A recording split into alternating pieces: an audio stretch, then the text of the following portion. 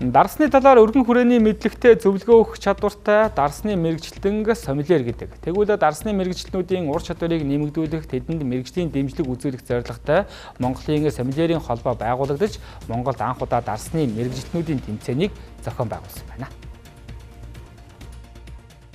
Монголын сомельерийн холбоо нь дарсны зөв соёлтой зохистой хэрэглээг таниулах, түүгээр үйлчлдэг дарсны мэрэгчлэнүүдийн мэдлэгийг нэмэгдүүлэх, ур чадварыг хөгжүүлэн Аз твд цаашлаа дэлхийн түвшинд хүрэхэд нь дэмжлэг үзүүлэх зорилготой байгуулагдсан.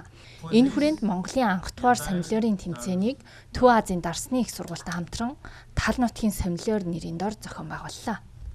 Сомельер буюу энэ дарсны мэрэгчлэлийг бид нэр хөгжүүлэх бол зайлшгүй шаардлагатай байгаа. Яагаад тэгэхээр бид нар дарсны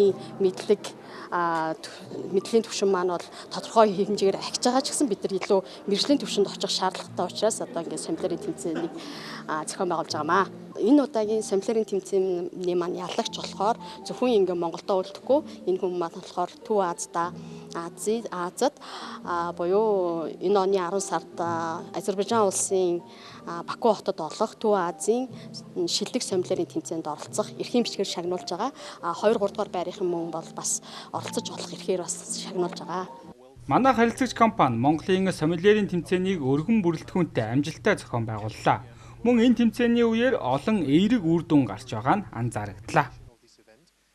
Энэхүү тэмцээнийг олон улсын сомельерийн холбооноос гаргасан удирдамжийн дагуу зохион байгуулсан.